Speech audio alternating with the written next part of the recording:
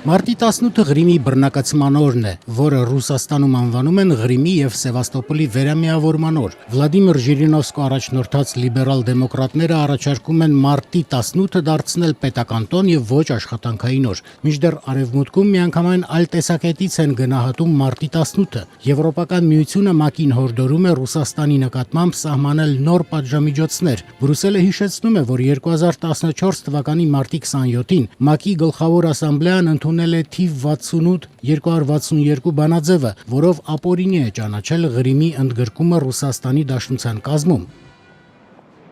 Եվրոպական միությունը ամբողջությամբ շարունակելու է Ղրիմի բռնակցումը չճանաչելու քաղաքականությունը, որի բաղադրիչներից են պատժամիջոցները, հայտարարել է Եվրոպական միության արտաքին քաղաքականության պատասխանատու Ֆեդերիկա Մոգերինին։ Թիվ 68-262 բանաձևը պարտադրող ուժ չունի, այն առաջարկում է չճանաչել Ղրիմում 2014 թվականի մարտի 16-ի հանրաքվեի արդյունքները։ Գլխավոր ասամբլեան քվեների գերիշխող մեծամասնությամբ է ընդունել բանաձևը։ 100 պետություն կողմ, 58 պետություն ձեռնպահ, 11 պետություն դեմ։ Այդ երկրներն են Հայաստանը, Բելարուսը, Բոլիվիան, Վենեսուելան, Կուբան, Կորեայի Ժողովրդական Դեմոկրատական Հանրապետությունը, Մավրիտանիան, Նիկարագուան, Սիրիան, Սուդանը և իհարկե Ռուսաստանը։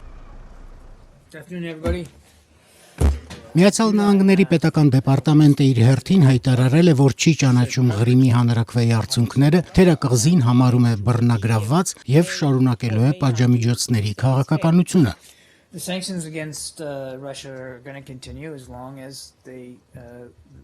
Պատժամիջոցները Ռուսաստանի դեմ կգործեն այնքան ժամանակ, որքան Ռուսաստանը շարունակելու է խախտել Ուկրաինայի տարածքային ամբողջականությունը և չկատարել Մինսկի պայմանագիրը, ասել է պետական դեպարտամենտի խոսնակ Ջոն Քիրբին։ Ռուսաստանի նախագահ Վլադիմիր Պուտինը այսօր այցելել է Ղրիմ, որտեղ հանդիպում է բնակիչներին և ծանոթանում է թերակղզին Ռուսաստանի տարածքի հետ կապող կամրջի շինարարության ընթացքին։ Կամուրջը կառուցվում է Կերչի նեղուցի վրայով և պետք է շահագործվի 2018 թվականից։ Պուտինը այսօր Ղրիմում հայտարարել է, որ Ռուսաստանը մեծ հարգանքով է վերաբերվում Ղրիմում բնակվող բոլոր ազգություններին։ Human Rights Watch իրավապաշտպան կազմակերպությունը այսօր հրապարակել է հայտարարություն, որում ասվում է, որ Ռուսաստանի վարչակարգը Ղրիմում ահաբեկումների և հալածանքների մթնոլորտ է ստեղծել։